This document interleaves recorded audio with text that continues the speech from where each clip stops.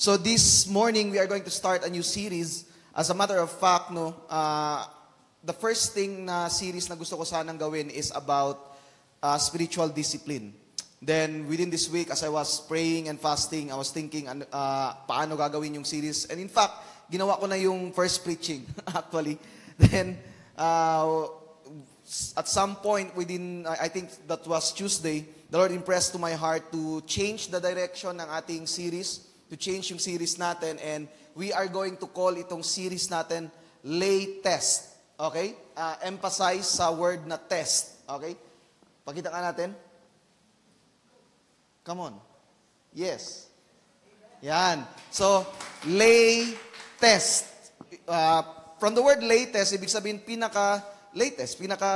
Yung Amen. Yung meaning, yung nagbabagang balita, basically. Ito yung mga pinaka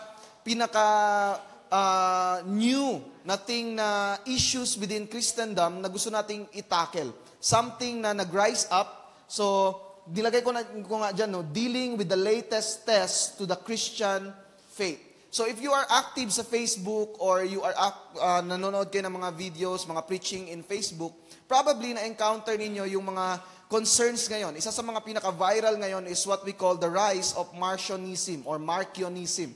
So, Marcionism, later on I'm going to define, and parang nag-blow up siya, ang topic na ito. And many Christians, if you are not equipped with the Word of God, possible makonvince ka sa mga arguments ng Marcionism.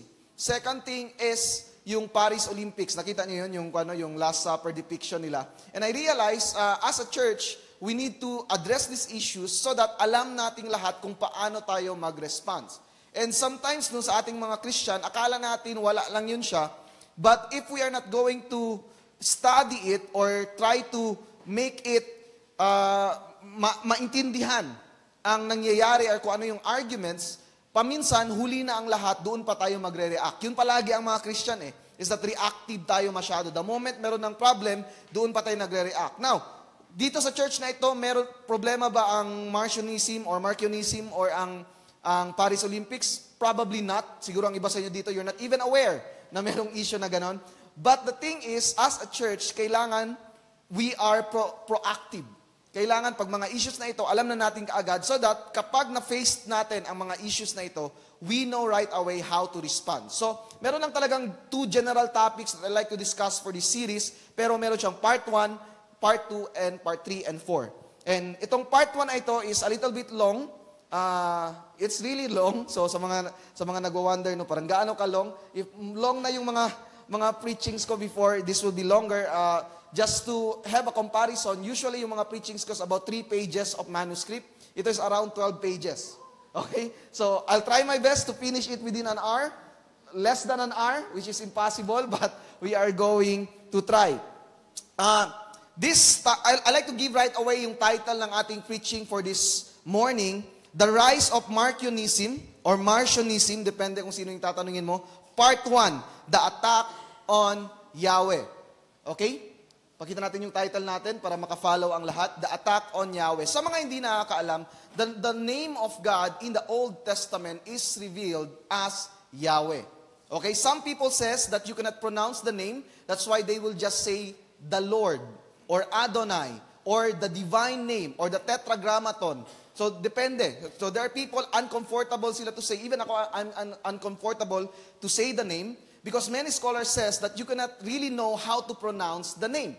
So, although maraming mga scholar who says that it is okay to pronounce it as Yahweh, but it can still be, if you understand the holiness and the greatness of God, it can still be uncomfortable to say this name. But for this preaching, let's stick with Yahweh, okay? Or the name. When I say the name, nagre-refer ako kay Yahweh. First, let us define what is Marcionism or Marcionism. Marcionism na lang, okay? Kasi mahirap i-pronounce yung Marcionism. One of the most important movements that gave rise to the growing concern for a canonical list was headed by Marcion. So he lived around 160 AD. So around the 1st and 2nd century, very early. And in fact, if you study history, Marcion is actually the person that pushed the church to define the canon list. Pag sinabi yung define the canon list, yung listahan ng mga libro na pwede nating basahin, it is actually the works of Marcion that inspired the church to make the list na meron tayo ngayon. Sabi nila, okay, hindi na pwede na kung ano-ano na lang binabasa natin. Kailangan meron na tayong official list of books na pwede nating basahin kasi lumalabas itong sila Marcion. When Marcion left communion with the Church of Rome, he promulgated list of authoritative books that was carefully tailored to suit his theological needs, drawing from certain forms of Gnosticism. Gnosticism, this is some kind of something na parang corrupted Christianity. Ito yung parang mystical Christianity, yung parang sila ito parang hidden knowledge. From the word gnosos means knowledge. Marcion posited that the idea that the Old Testament was the revelation of a demiurge. Pag demiurge, this is the evil god of Gnosticism. So according to Marcion, the Old Testament is the revelation. So kung sino yung God of the Old Testament, which is Yahweh, he is actually the demiurge or the evil god. Okay? And certainly not the work of the loving Father of Jesus Christ. Marcion taught a complete disjunction between the Jewish people and the work of God through Jesus Christ in the Christian church. Hence, his canons, pag sinabi mong canon, hindi yung kinakain natin. Canon, yung listahan ng mga books. Okay? Hence, his canon of Scripture reflected his theology. His sharp editor's pen removed pretty much all reference to the Jewish people. In other words, for Marcion, lahat ng Old Testament hindi inspired. Okay? Lahat ng sinasabi regarding the Yahweh is evil. So he removed the Old Testament from his Bible, or any indication, and there are many that the early Christian views themselves as direct inheritors of the Old Testament promises and lineage. This resulted in a rather mulled edition of the Gospel of Luke, as well as carefully edited portions of the book of Acts and the Pauline epistles. But even Paul, whom Marcion considered the sole inheritor of the true gospel message over against the disciples who failed to break away from the old traditions of their past, did not escape the editor's knife as the section concerning Israel disappeared from his letter to the Romans as well. To summarize it all, ito ang belief ni Marcion. The God of the Old Testament is an evil God called the demiurge. Yahweh is demiurge. So what he did, because he believed that he is evil, he edited the Bible. First na ginawa niya, lahat ng Old Testament, rejected. Then, he went to the Gospel, lahat ng mention about the God of Israel in the Gospel, remove, cut, chop, edit. Even si Paul, na according kay Marcion, siya lang yung true inheritor of the Gospel. Sila Peter, corrupted. Sila John, corrupted. Even si Paul, hindi nakaligtas kay Marcion. So, he edited the book of Paul. So, ito yung mindset ni Marcion. Again, evil God sa Old Testament, he is not the same God as the God and Father of the Lord Jesus Christ or Jesus Christ himself. They are different. So, this is basically Gnosticism. This is from James White, Early Canon Process of the New Testament. As early as 170 AD, Christians already responded to the works of Marcion in a writing which we now call the Muratorian Fragment. So medyo mahaba ito siya, pagbabasahin mo, I just quoted portions of it. Named after its discoverer, Ludovico Antonio Muratori. Sino ito gusto nyo pangalanan ng anak niyo? Lodovico. Lodovico. Maganda, no? Sabi dito sa Muratorian, parts of it, there is said to be another letter in Paul's name to the Laodiceans and another to the Alexandrines. Both forged in accordance with Marcion heresy. So, the idea or the teachings of Marcion is viewed as heresy. Pag sinabi mong heresy, mali, false teaching. Okay? And many others which cannot be received into the Catholic Church since it is not fitting that poison should be mixed with honey. They have also composed a new book of Psalms for Marcion. So, meron siyang sarili niyang book of Psalms. This we reject, together with Basilides, then the Asian powder of Cataphrygians. Now, the first time I encountered Marcion, I think before pa yung pandemic, trip lang, nag-aaral ako about the early canon process because I just anticipate baka magiging problem ito sa church and all, so I need to study. And I saw the teachings of Marcion and I think, wala na to. Imposible that there are people who will believe. After all, it requires Yahweh to be called evil. Second, to declare the scripture as errant and fallible. Pag sinabi mong errant, may error. At the same time, fallible, nagkakamali. So, you need to believe those things in order for you to embrace Marcionism. Until, the first time I truly encountered itong idea na ito is when I encountered itong church na ito. Faith in Jesus Church, led by Arnel Jack Cadelina in 2021. Now, yung church did not start in 2021. They have a long story, but the first time that I encountered na Marcionism yung believe nila is nung 2021. And this actually blew up in the internet. And as a matter of fact, the PAEC, or Philippine Alliance, Philippine Evangelical Alliance, PEAC pala, PEAC, Philippine Evangelical Alliance Corporate, nakalimutan ko letter C, responded to this and called it heresy. Okay? And eventually, it died down. As a matter of fact, by the way, no, this is important because itong FIJ is actually affiliated to Malayang Filipino music. Okay? So, they wrote many Tagalog song. Langit ang aking... Yan. So, those are written by Malayang Filipino music. So, they are affiliated to that. So, they've been around for many years. Then, very recently, so, it died down in 2021. Then, very recently, nag-viral ang video ng Awakening Church led by Rolando Garcia. Okay? Ito na yung napanood nyo sa Facebook. Accordingly, this same person also yung may-ari ng Big Brew. Tama ba? CEO ng Big Brew. Pati yung Lemonyo, alam niyo yan. So, naging viral siya because he preached na yung forbidden fruit daw in Genesis is sex. So, yun siya. Then, ang pinaka-latest na nag-viral that prompted me to make a response, and this will be very upsetting for many because this person has helped many people. Day by Day Christian Ministries led by Ed Lapis. And this will be the preaching that I will be responding this morning. Now, disclaimer muna kay Ed Lapis. Ed Lapis has been in ministry even before I was born. Okay? Hindi pa ako pinapanganak. He is already in ministry and marami siyang natulungan.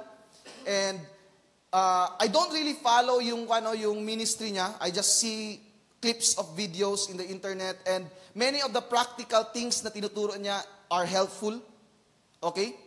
As a matter of fact, I will say this. I'm not even half the man he is. Okay? So, this person is, at some point, a good person.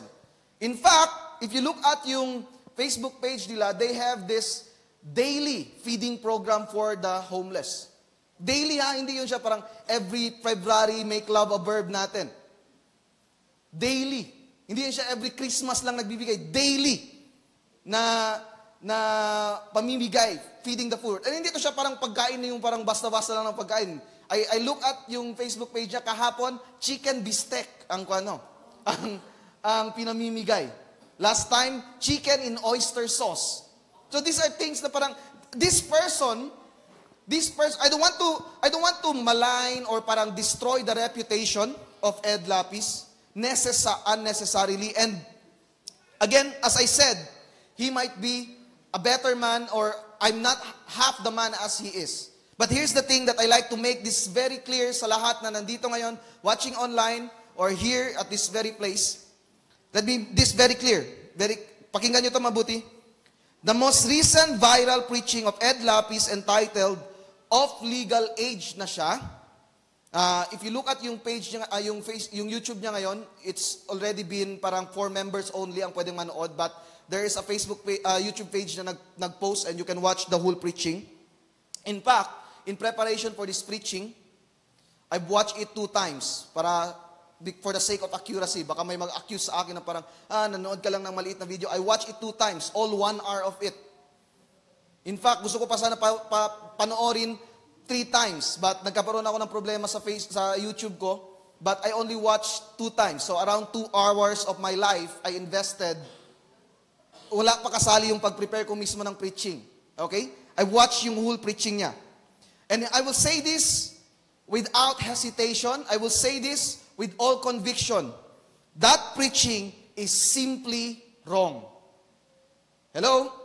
That preaching is simply wrong. Now, I will not touch any other, I'll try my best to not criticize him as a person, but I will criticize yung preaching mismo, and here, probably will be able to understand ano yung pinipreach, because this is unequivocally Marcionism, yung tinuturo niya. Sino ito napanood yung whole preaching? Meron ba? Wala, so ako lang ang nakapanood. So, if you want to challenge yung ituturo ko ngayon, try to watch it and you'll be able to see kung gaano. And ito, if you watch it tapos hindi ka handa, hindi ka equipped with the word of God, you will agree with him. In fact, kung titingnan niyo yung mga comments sa YouTube, grabe, blessed talaga ako, klarong-klaro, mga ganon. Yung mga comments doon.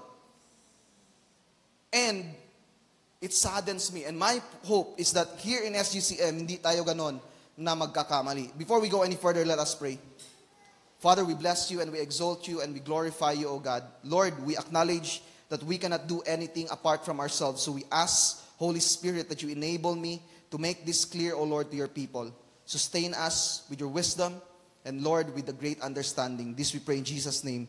Amen and amen. 3 attacks of Marcionism on Yahweh or on the divine name. Ito yung the first point I'd like to emphasize here is the divine distinction. The divine distinction. What they are trying to first give us this concept wherein Yahweh is different to the Father of the Lord Jesus Christ. And according to them, the name of the Father of the Lord Jesus Christ is not Yahweh, but El Elyon. Okay? So, on the red corner, parang ganon, Jesus, El Elyon. On the blue corner, we have Yahweh. And these two are fighting with one another. Let's look at the claim. Isa-isayin natin. First, Yahweh is the God only of the Israelites. So, if you look at yung Facebook page niya, meron dong post that he says na indeed, the God of the Old Testament is Yahweh. Yun yung sinasabi niya. Pero, para lang daw yun sa mga Israelites, if you look at the preaching. El Elyon is the Father of Jesus and different from Yahweh. If you watch the sermon of Ed Lapis, he repeatedly contrasts Yahweh and El Elyon. So repeatedly, in their actions. But yung actions, sa point 2 na natin i-discuss. I like to focus muna dito na according sa kanya, meron nga daw distinction. Iba nga daw si Yahweh and si El Elyon. But is it true that Yahweh is not El Elyon? So, ang gagawin ko dito ngayon is, I will use the same verses na ginamit niya in order to establish his point, to argue na mali ang interpretation niya. To show na hindi tama ang pagkaintindi niya sa mga text na ito. First, let us go sa name na El Elyon.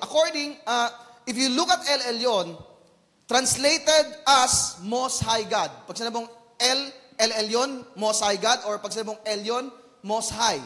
Usually, ang translation. According to Ed Lapis, the proper branded name of God, the proper branded name of God is El Elyon, Elohim. Ito yung proper branded name. And this usually translated as just God. And he alludes to some sort of conspiracy wherein tinatry daw na burahin ang pangalan ni El Elyon in the Bible and replace it with Yahweh. Yun yung claim niya. But the reality is, this is just simply not true. Most Bible translation translate Elyon to Most High. Hindi God, Most High. Pag sinabing Elyon na nandoon, it is Most High.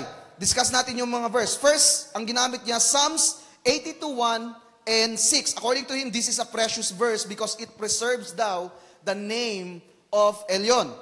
God stands in the assembly of El. In the midst of the gods, he renders judgment. I thought you are gods. All of you are sons of the Most High. So yan, according sa kanya, because of this proves that the name of God should be Elyon and not Yahweh.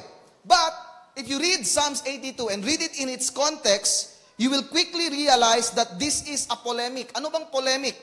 A speech expressing a strongly critical attack on a conversation, opinion about someone or something. Ibig sabihin, itong Psalms 82 is actually criticizing itong gods of Canaan.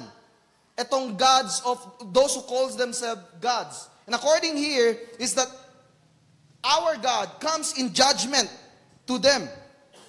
So, the Most High referred here from its context is not the true God but the high God of the Canaanites. So yung Canaanites, meron silang mga madaming God. And sa lahat ng mga gods na yon, merong isang high God which is El. Okay? That's the name.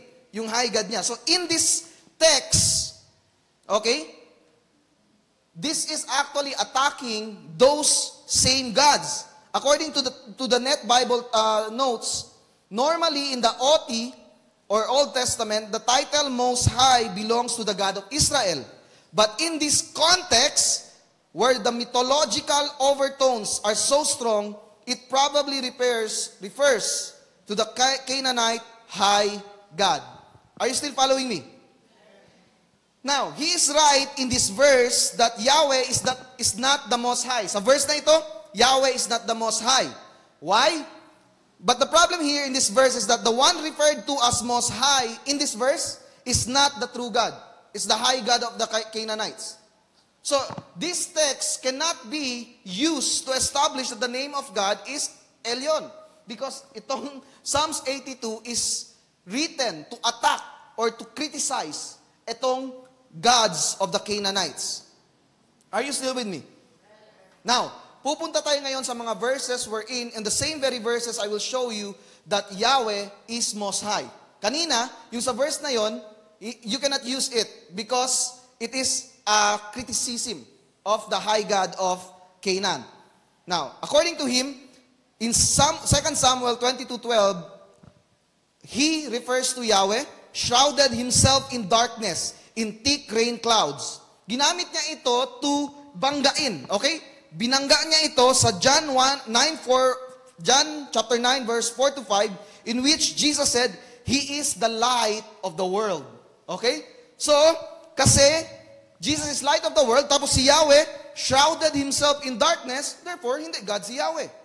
Kasi Jesus light man. Then si Yahweh shrouded himself with darkness. Oh, kung makikinig ka ng ganun, kung first mo makikinig, light si Jesus, tapos darkness si Yahweh. But if you just look the whole chapter, just one verse, after itong verse na ito, sinabi dito, the Lord by the way is, pakita natin yung verse 14. The Lord refers to Yahweh. If you look at the original Hebrew, pag L-O-R-D na capital, sinabi ko na ito sa inyo, it refers to Yahweh. Thundered from the sky, the Most High shouted loudly. Pakita. Ano gang? Wala dyan? Verse 14. Before yan.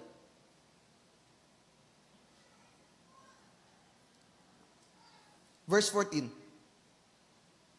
Walang verse 14? Okay, just look at your Bible. Kung meron kayong Bible, buksan nyo. In verse 14, the Lord thundered from the sky, the Most High shouted loudly. If you look at the construction of the sentence, they are one and the same.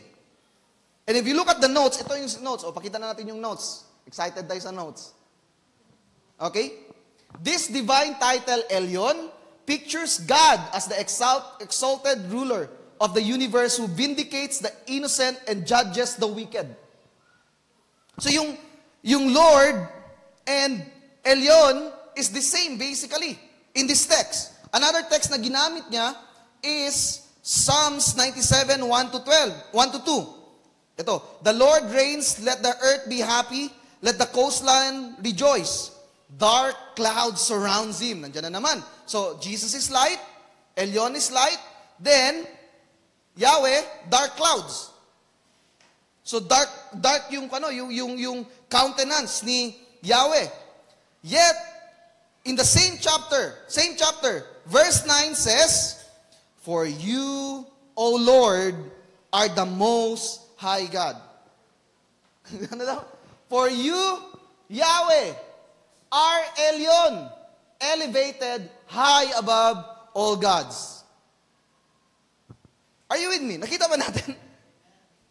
So if you look at it, kung yung verse lang titignan mo, parang, hala, tama siya. But if you look at it from its context, babasahin mo yung whole chapter, then you will be able to see na walang merit ang argument na ito. Because it's very clear. For you, O Lord, are the Most High.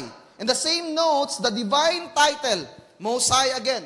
So yung Elyon pala is the divine title of Yahweh. It's just another term to call Yahweh. He is Most High. Sabi dito, it pictures God as the exalted ruler of the universe who vindicates the innocent and judges the wicked. It is clear that even using the verse that they use to show Yahweh is not Elyon, shows that Yahweh and Elyon are one and the same. Hopefully nakita nyo yung method ko dito.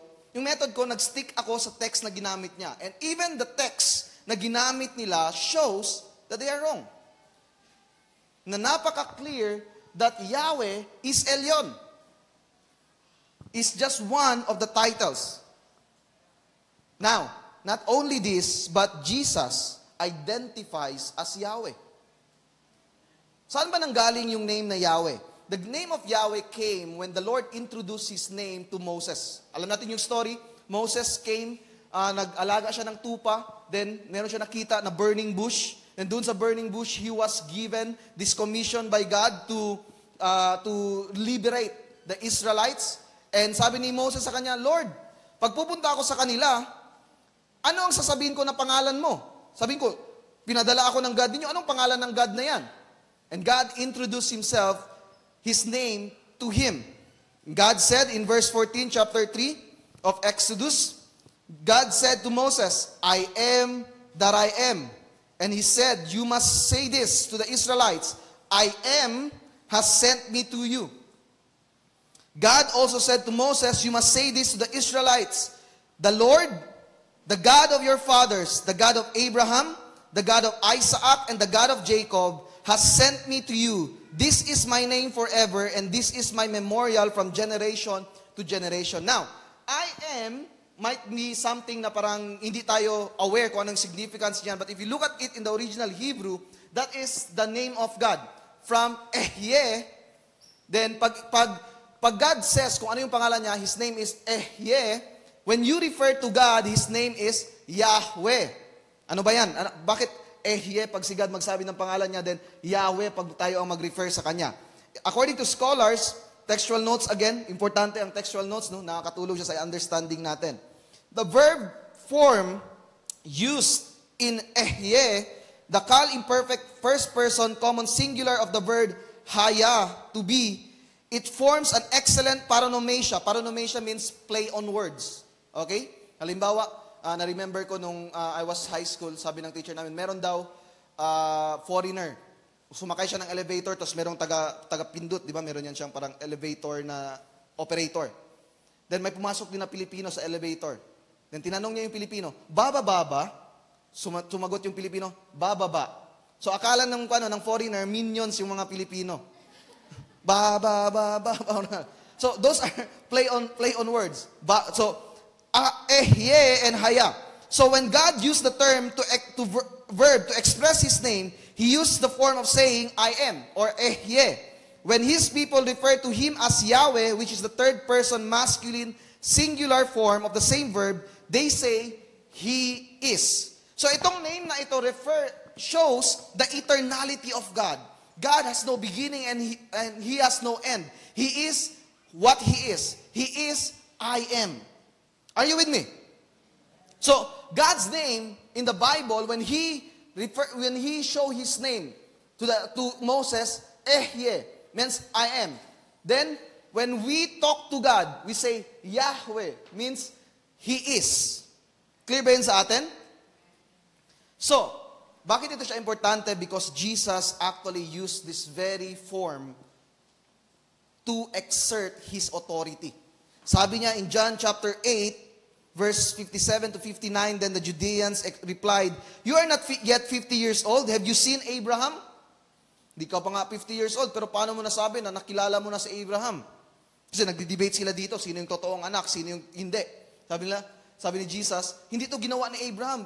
Gusto niya akong patayin, pero si Abraham, hindi niya to ginawa sa akin. Sabi nila, ha? Anong minimin mo? Hindi ka pa nga 50 years old, kilala mo na si Abraham? Then ito ang sagot ni Jesus. Jesus said to them, I tell you the solemn truth. Before Abraham came into existence, I am. Are you with me? So Jesus identified to the divine name. So paano mo ngayon i-separate ang Yahweh to Jesus? If Jesus himself identified as Yahweh. Are you with me? Clear ba yun?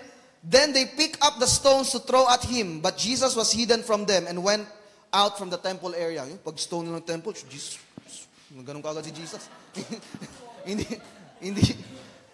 hindi nila ma-stone to death. Ganyan lang sa parang ganon. The very fact that they tried to stone him to death shows na this is a claim to divinity. Jesus is claiming to be God, to be Yahweh. And they understood it. That's why, God ka pala, ha? Tapos wala na si Jesus. Pag ganyan nila, wala na. Ako na siya, sliding. So, the idea that the God of the Old Testament is not the same God in the New is just not supported by the testimony of Scriptures. Clear? There is no distinction in the being of Yahweh, Elyon, and Jesus. They are one. This is important to remember as we go sa ating second point. In their identity, they are one and the same. Jesus is claiming that He is Yahweh. Now, the number 2 na I like to emphasize dito is not only the distinction but the divine dissonance. So the reason why they say na iba si Yahweh kay Jesus, iba si Yahweh kay Elyon, kasi nga daw, iba yung mga gawa ni Elyon or ni Jesus sa gawa ni Yahweh. Iba daw. Iba yung mode of operation. Kanina nga, actually, binigyan ko na kayo ng preview, no? Jesus, light. Yahweh, darkness.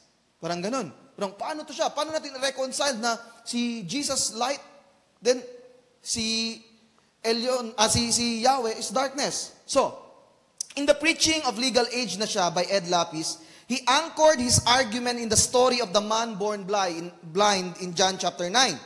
In here, he keep on pitting Jesus or Elyon to Yahweh. We will answer all the claim later, but now let us first, later on, i-answer ko yung mga claim, but let's first establish ano yung mga claims niya dito. And tignan natin. Bigyan ko kayo siguro ng mga 1 minute to think, paano ko kaya sasagutin yun pag ako yung tinira nito.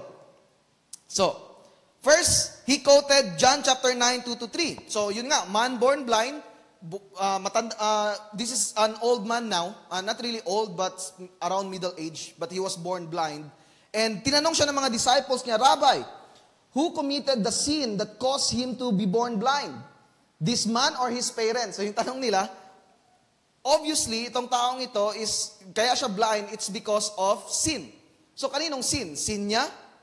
Or sin ng parents? This is ridiculous yung first na sin niya. Paano siya magkasin? Baby, born blind nga. Saan siya nagkasala? Sa womb?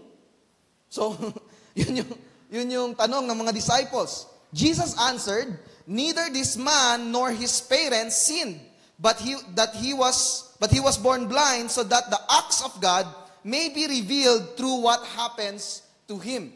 So hindi daw product of sin, but rather this is for the glory of God. That's why he was born blind, so that now Christ can open his eyes so that people will see the glory of God.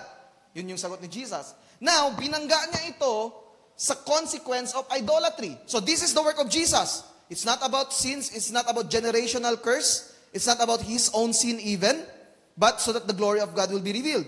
Now, Exodus 5:9 tells us, you shall not bow down to them or worship them, for I, the Lord your God, am a jealous God, punishing the children for the sins of the parents to the 3rd and 4th generation of those who hate me. So according to him, tingnan nyo, Jesus, hindi about sa sin ng parents. Pero dito, about sa sin ng parents. So, Jesus is not the same as Yahweh. So ito yung claim number 1. Jesus or Elyon, it is not the sin of the parents, while ito yung term niya, Yahwism and Parisines, term niya to, okay? Or Mosesness, okay? God punishes the children for the sins of the parents. Yan daw yung claim. So, Jesusness is not about the sins of the parents. Dito, Yahwism, Parisines, Mosesness, sin of the parents. Okay, paano yung sasagutin yan? Mamaya na natin sagutin yan, okay? Later na. Next muna tayo, next claim. So, in John chapter 9, verse 4 to 5, we must perform the deeds of the one who sent me as long as it is daytime. Night is coming when no one can work. As long I am in the world, I am the light of the world. Ito na yun. So, I am the light of the world. Then, in 2 Samuel, ito yung binasa ko kanina, dark clouds surrounds him. So, Jesus light, Yahweh, darkness. So, ito yung claim number 2. Jesus or Elyon is light while Yahweh is darkness. Okay? So, light si Jesus, darkness si Yahweh. So, yan yung claim number 2. Claim number 3. By the way, he further strengthened his claim using this. He quoted 1 John 1:5, yung sa claim 2. Now, this is the gospel message we have heard from him and announced to you. God is light and in him there is no darkness at all. And ito yung sinabi niya, yung comment niya regarding dyan. If God is light, tapos merong darkness, di hindi totoong God. Yun yung conclusion niya. If God is light, then merong darkness surrounds him. Na hindi totoong God. Yan yung parang pang-strengthen niya. So paano niyo yan sasagutin? If kayo yung ma-face niyan. Kayo, makuha na lang din kayo, Martian na rin kayo. Hindi tayo aware. Okay? Next, Jesus did yung miracle, by the way, nung healing of the born blind man on the Sabbath. Okay? Ano ba yung Sabbath? It is a holy day sa mga Jews. Something na they are really looking forward to. Something na they really value. And on the Sabbath, di dapat mag-work, basically. Okay? Then, Jesus said to them, I ask you, so, by the way, nung nalaman nila na Jesus healed this man, actually, this is another story na, but the same concept. Ito yung story sa Luke 6:9. It's about the man of the shriveled hands. And he was also healed on the Sabbath. Nagalit sa kanya yung mga tao. And Jesus made this comment. Then Jesus said to them, I ask you, which is lawful on the Sabbath? To do good or to do evil? To save life or to destroy or kill? Okay, ginamit niya yung translation na may word na kill kasi gusto niyang emphasize nun. Kasi daw, during Sabbath, Yahwism kills animals. Okay? Dami daw yung pinapatay. So, sino yung pumapatay? Si Yahweh, while si Jesus will save life. Si Yahweh kills. In fact, there is a consequence when you break the Sabbath. In Exodus chapter 35 verse 2, for 6 days work to be done, but the 7th day shall be your holy day, a day of Sabbath rest to the Lord. Whoever does any work on this is to be put to death. Yan na. Yahweh, to be killed on the Sabbath. Jesus, heal, to save. Parang ganon. So difference daw si Yahweh and si Jesus because of this. And he gave an example. Ang example niya, mamaya i-discuss ko to. Numbers 15:32 to 36, hindi ko na babasahin. Basically, ang nangyari ganito, may isang lalaki, but actually, the way kung paano na story ni Ed Lapis is that may bata daw na kumuha ng panggatong, then nung nahuli siya, uy, Sabat ngayon, ba't ka nagkuha ng panggatong? And pinatay itong batang ito. And actually dito, pinatay talaga siya because he broke the Sabbath. Oh, parang no? Parang, Martian tayo? So, ito yung claim number 3. Jesus or Elyon heals on the Sabbath or saves during the Sabbath while Yahweh kills. So, hindi sila pwede pareho kasi si Jesus saves during the Sabbath while Yahweh kills during the Sabbath. Are you with me? Another claim on the Sabbath. Remember the Sabbath day by keeping it holy. 6 days you shall labor and do all your work. But the 7th day is a Sabbath to the Lord your God. Kay Jesus, then he said to them, the Sabbath was made for people, not for the Sabbath. Not people for the Sabbath. So ito yung claim number 4. Jesus or Elyon, the Sabbath is for man. While in Yahwism and Pharisees, the Sabbath is for Yahweh. Oh, different sila. Kasi Jesus for the people ang Sabbath. Yahwism for Yahweh ang Sabbath. So to summarize, pakita natin yung summarize. Meron ba diyang summarize? Para makita lang natin yung 4 na claims. Yan yung mga claims generally. Na actually marami pa mga nuances doon sa preaching, but if I will going to react to everything, every 5 minutes meron akong sasabihin, hanggang bukas tayo dito. Okay? So, basically, ito yung claim. So, let us answer itong mga So, these claims, by the way, these claims labors to show that indeed there is a dissonance or a contradiction between Jesus or Elyon to Yahweh. But upon closer examination, this is not the case. Let us look back again on the verses on each claim to see if we can harmonize it. Okay, ano yung first na verse? Ano nga yun ng kwan? So, sins of the parents and yung kay Jesus, it's not the sin of the parent. Upon examination of the words of Jesus, it is improbable to read it as a contradiction. Contradiction of Exodus 5:9. He is merely revealing the spiritual condition of the man and the reason why he was born blind. If you read that story, hindi naman sinabi ni Jesus mali ang Exodus 5:9. Sinabi niya lang, this is the condition of this man. It's not about sin, that's why he was born blind. Yun lang sinabi niya. He did not contradicted ito. Itong Exodus 5:9. What Jesus is correcting is the interpretation of the people on the situation of the man born blind, not Exodus 5:9. Hindi niya sinabi, ito, example ito ng mali sa Torah. Specifically Exodus 5:9. No, hindi yung ganun. He corrected the mindset, the interpretation ng mga tao kung bakit born blind ang taong ito. Now, here we can see the fundamental error that Ed Lapis keeps on committing. This is very important and hopefully mag-gets nyo ito. Conflating the traditions and interpretation of the Pharisees to the actual words of Yahweh. For him, it is one and the same. Makikita mo to siya. Anong minimin ko doon? Minimin ko ganito. May law si God. Okay, example. Ito yung law ni God. Dito tayo. Law to ni God. Ito, ang interpretation ng mga Pharisees, tradition na galing sa interpretation nila sa law ni God. Then ito yung mga actions ni Jesus. According kay Ed Lapis, itong interpretation ng mga Pharisees, and we know na marami sa mga interpretation nila, marami sa mga traditions nila is mali na interpretation of the Old Testament laws is the same as the laws of Yahweh. No, hindi mo pwedeng gawin yun. My interpretation of the law does not make it the law. Are you with me? So, if you look at it very carefully, kung titignan mo, Jesus is not criticizing the law of Yahweh. He is criticizing the interpretation of the law of Yahweh. Clear ba yun sa atin? Clear ba yun? Jesus never contradicted the laws of Yahweh, but upheld it.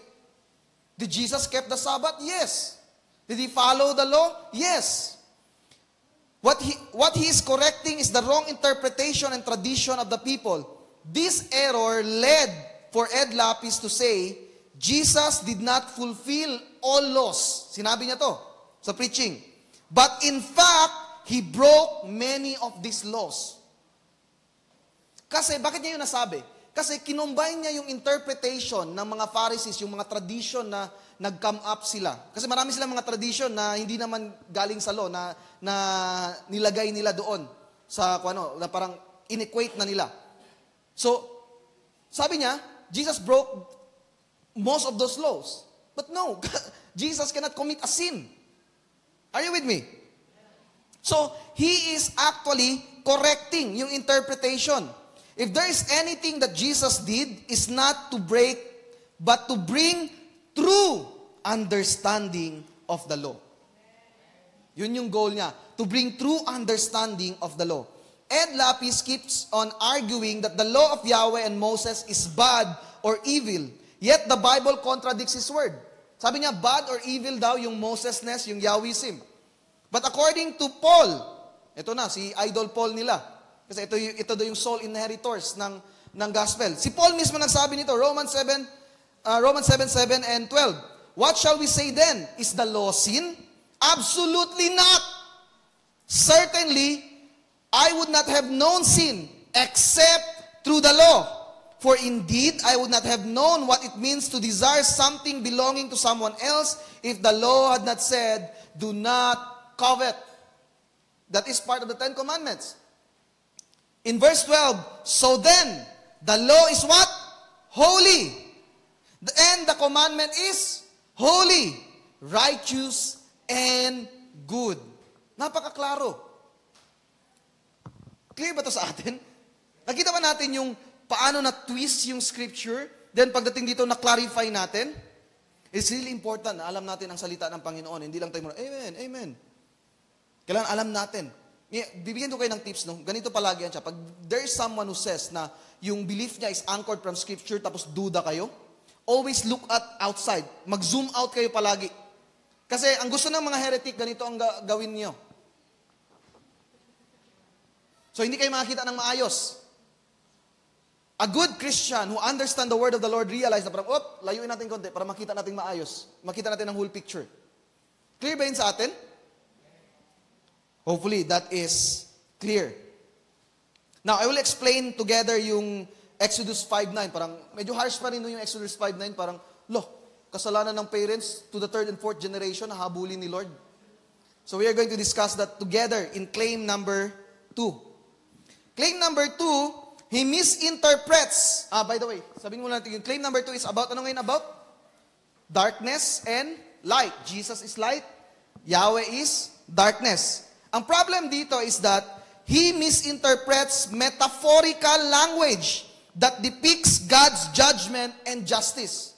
Yung darkness na yun is not literal darkness. It shows the seriousness, the holy anger of God against sin, against unholiness. Of course, there is no darkness in God.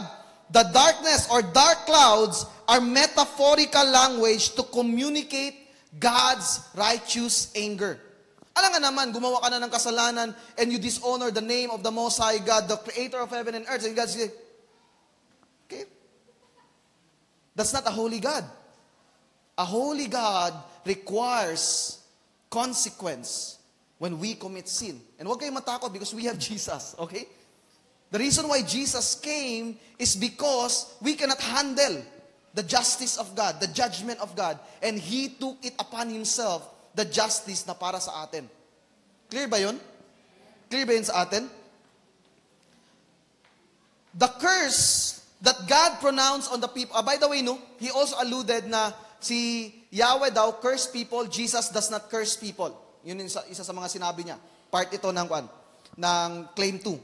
The curse that God pronounced on the people is His judgment to their sins. Listen careful, this is really important. Okay? Kasi He makes it sound, okay? He make it sound na, kawawa yung mga tao because they are being judged by God, they are being cursed by God. But the reality is, those judgment, those curse are a product of the sin of the people. Hello? He makes it sound that Yahweh just loved to curse people without reason. Curse you. Lahat kayo. Lahat merong curse. Parang ganun. Parang ganun lang. Arbitrary, lahat i-curse lang ni God. That's not the case. Parang pinapalabas niya that the Israelites are victims of a tyrant God. He conveniently left out that those judgment and curse are as result of their sins. Yung mga tao na pinanish ni Lord in the Old Testament are not innocent people. Hello? They are sinful people. They are unrighteous. Are you with me? And the righteous God cannot just parang, di ko nakikita ang kasalanan nyo. Are you with me? We need to understand ito. We need to uphold the holiness of God. Now, totoo ba na Jesus did not curse anyone? Jesus did not pronounce judgment on anyone? Matthew 11:20-24. Then Jesus began to denounce the towns in which most of His miracles had been performed because they did not repent. Bakit daw? Anong reason? Bakit dinenounce sila? They did not repent. O yan, may reason. It's not because kasi, ayaw ko lang sa inyo, ayaw ko yung itsura mo. Curse. No. Because they did not repent. And ito yung words niya, woe to you. Yang woe is actually the biblical equivalent of like cursing someone or judging someone. Woe to you, Chorazin. Woe to you, Bethsaida. For if the miracles that were performed in you had been performed in Tyre and Sidon, they would have repented long ago in sackcloth and ashes. But I tell you, it will be more bearable for Tyre and Sidon on the day of judgment than for you. Hindi ba nag-judge? More bearable. Hindi pwede, Lord, kuhan lang. Jutay-jutay lang judgment. Sabi dito, more bearable. It shows that it will be a very difficult judgment. And you, Capernaum, will you be lifted to the heavens? No, you will go down to Hades. For if the miracles that were performed in you had been performed in Sodom, it would have been remained to this day. But I tell you that it will be more bearable for Sodom on the day of judgment than for you. Anong ginawa ni Lord sa Sodom? Fire and brimstone. And according to Jesus, if you do not repent, it will be worse. Yung mangyayari to those people who did not repent in His time. To make things worse, He quoted John 3:17 to prove that Jesus does not judge anyone. Ano bang sinabi sa John 3:17? For God did not send His Son into the world to condemn the world, but to save the world through Him. Nung pinapakinggan ko tong preaching na ito, I remember myself thinking out loud in my mind. Read verse 18. Read verse 18. Basahin mo ang 18. Basahin mo. And true enough, hindi niya binasa ang verse 18 because verse 18 says this.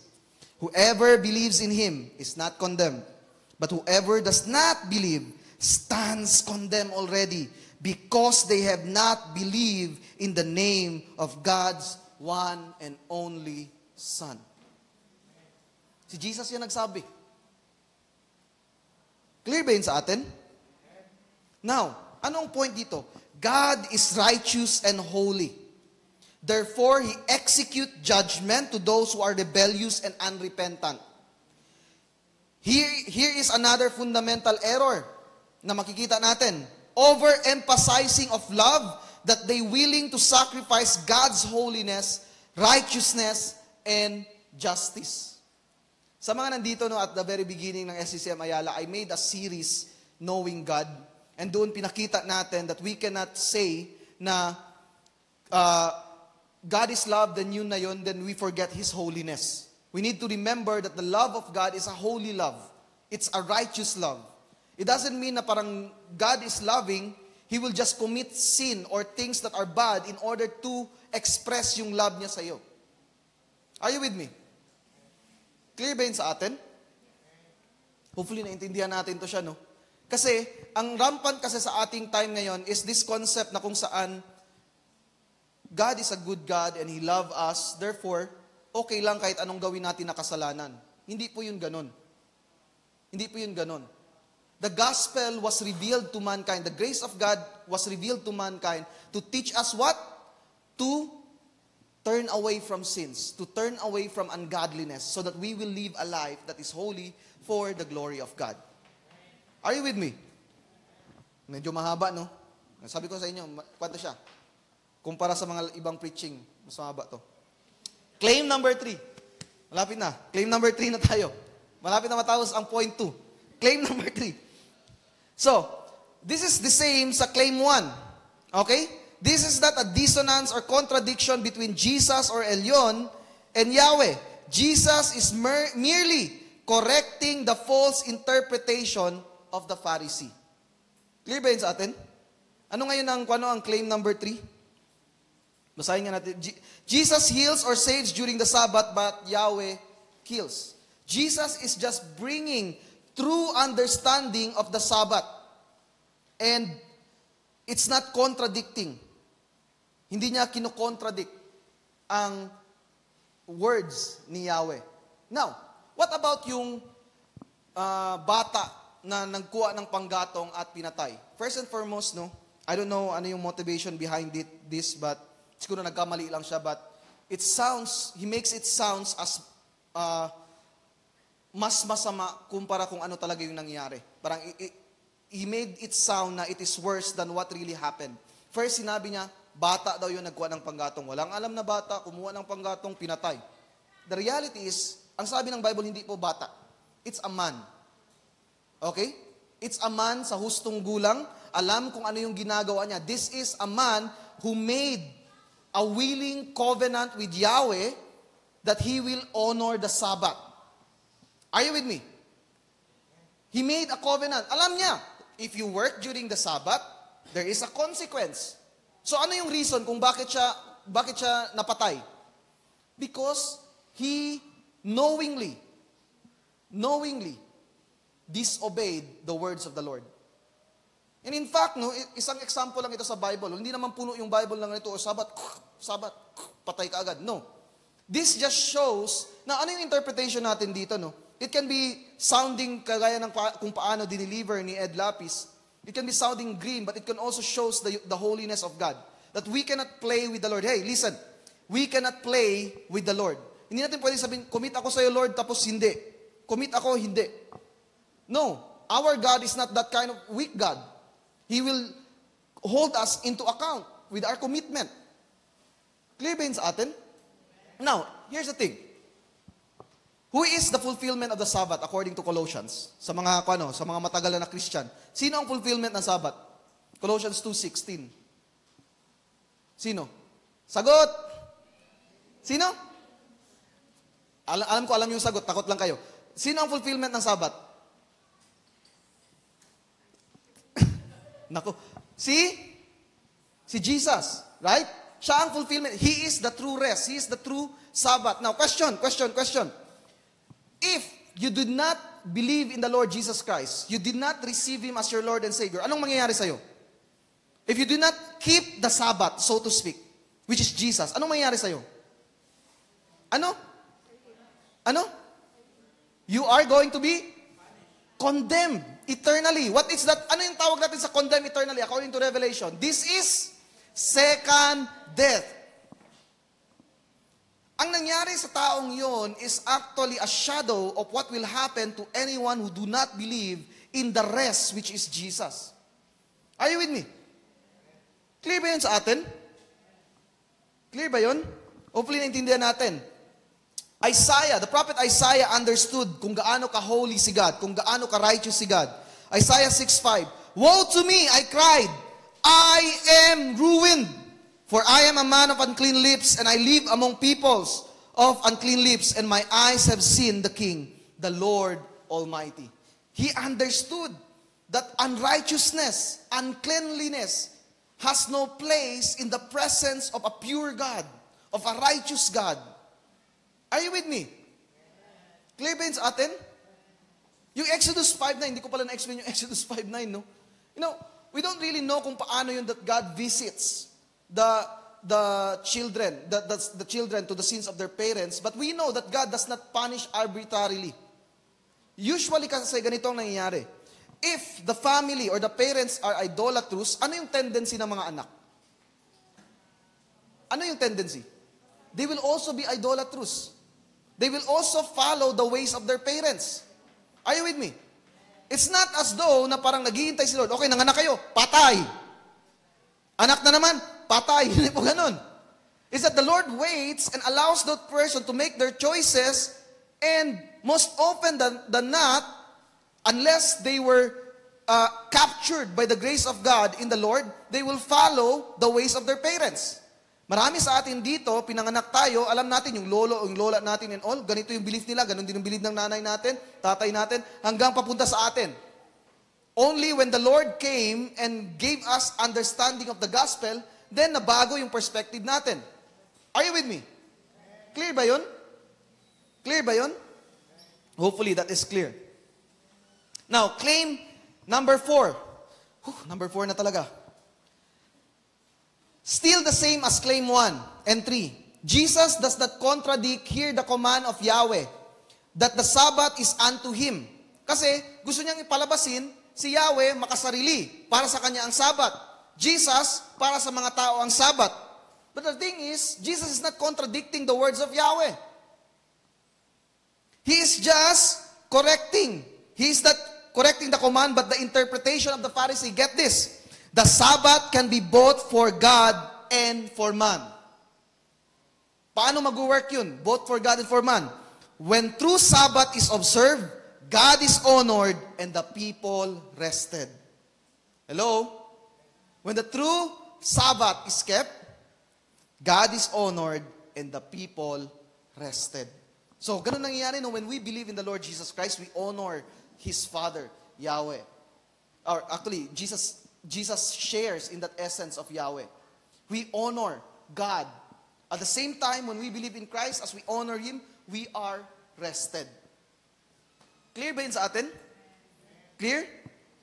So, in the preaching of legal age na siya, Ed Lapis keeps on pitting Yahweh and Jesus, but as you can see, there is no contradiction, but merely a wrong interpretation.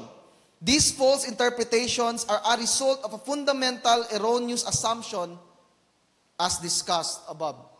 So, diniscuss na natin yung mga erroneous na assumption, yung erroneous na thinking. That's why nagkakamali sa interpretation. Yahweh is not evil, and Christ shares in that essence. Klaro ba yun sa atin? Klaro. Lastly, the divine desecration. Now, this would be the most easy na point, most simple point, but at the same time, the most heavy na point dito. In that preaching, the blatant equating of Yahweh to the devil is nothing short of a desecration of the divine name. I don't know, unknowingly or knowingly, but no one will watch that preaching and not conclude that he is not equating, will not conclude that he is equating Yahweh to the devil. Ganun yung nangyari. In fact, that term Yahwism irritates me to the core of my being. It irritates me. Naiinis ako sa term na yun, Yahwism. Why?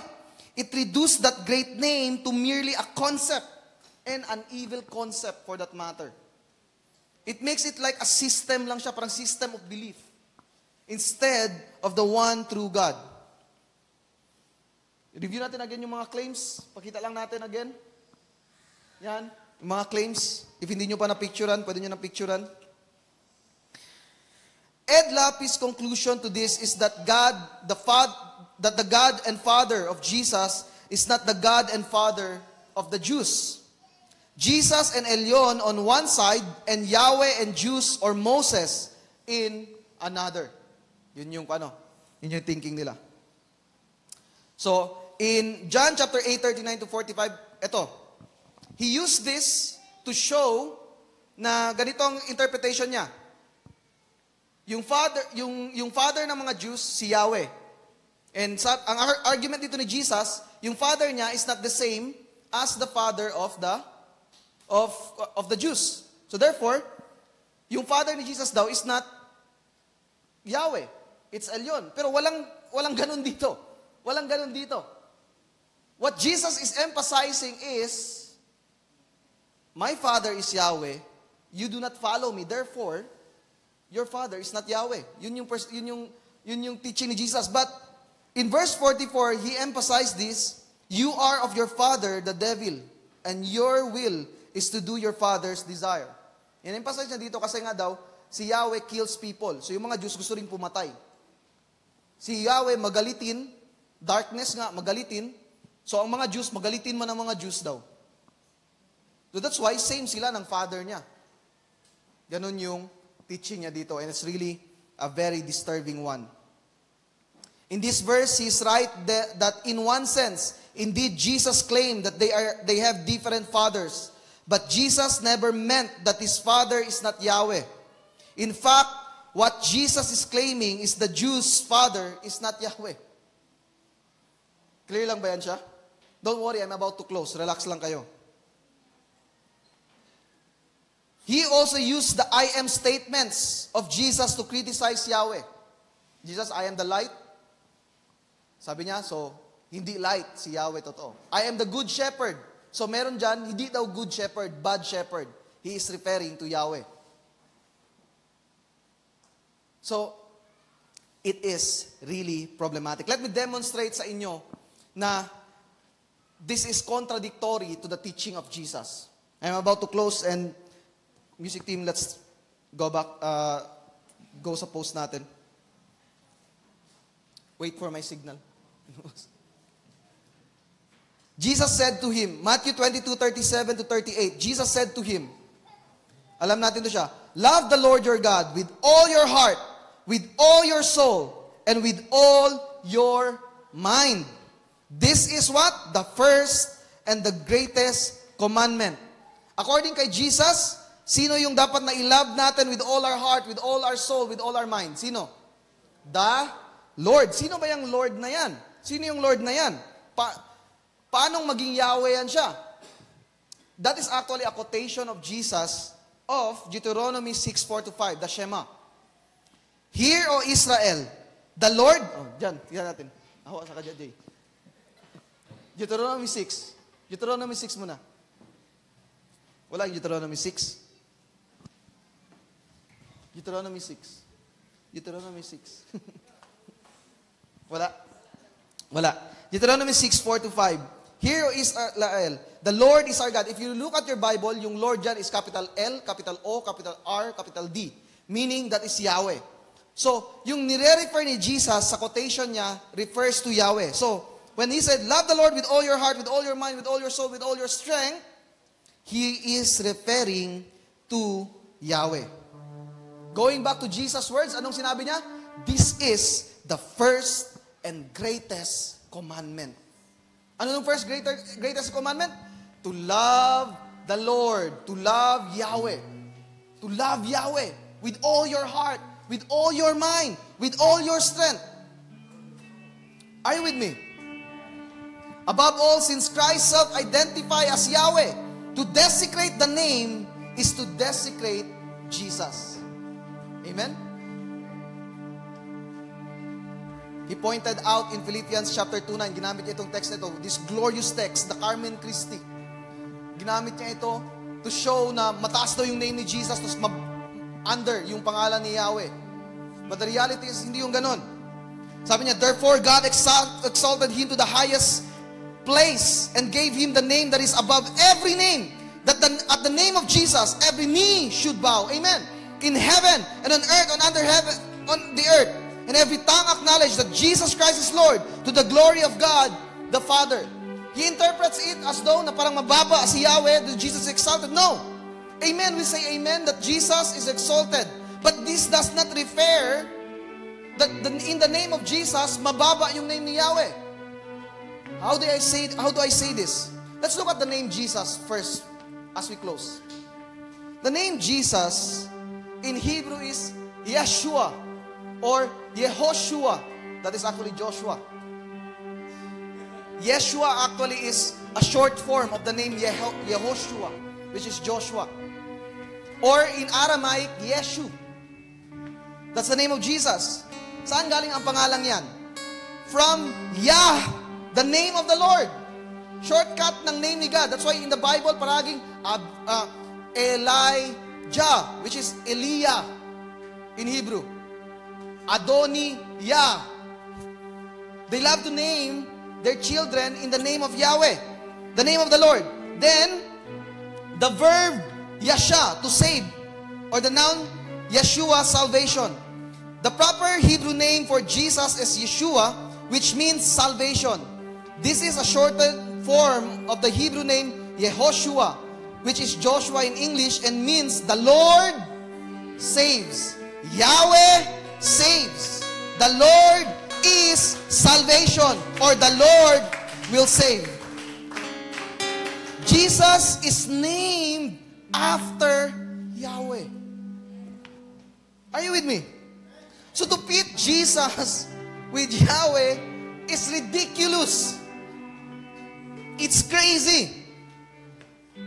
To call on Jesus is to say, Yahweh is salvation. Amen. To call on Jesus is to call on Yahweh. To call on Jesus is to call on Yahweh. Lord, grant me the grace to make this clear sa people mo, Lord. He is the same God from Genesis to Revelation. He is the God who created the heavens and the earth. He is Yahweh. He is the fire who went with the Israelites. A pillar of fire in the morning. He is the one who revealed himself to Moses and says, I am. Are you with me? He is that still small voice that encouraged Elijah. He is our God. He is our strong tower. Yahweh is salvation. And it's really amazing no na dumating si Jesus and he says, sabi ng angel, His name shall be Yeshua, meaning the Lord saves. Because from the beginning unto the end, our God is a good God, is a great God. He is light, He is holy, He is righteous. Amen. This concept that Yahweh is bad, this concept that Yahweh is evil, is not warranted. It's nonsense. He is the God of the Genesis, the God of Exodus, Leviticus, Deuteronomy, Numbers. He is the God from the beginning to the end, up to Revelations. He is the one who declares, I am the Alpha and the Omega, the first and the last. He is the same God before He began the beginning. He is the same God before He began the beginning, in the beginning, in the middle, and in the end. And He will be God forevermore. Are you with me? That's why, hopefully nag-guess ninyo kung bakit no preach ko ito ay napakahaba-haba ng preaching. It's because I am passionate that we will not fall on this trap. That we will not dishonor the name who saved us. We will not dishonor the one who created us. We will not dishonor the one who heals us. We will not dishonor the one who saves us because His name is holy. As we close this, let me invite you to rise and let's sing this song as a declaration. Holy, holy is the Lord.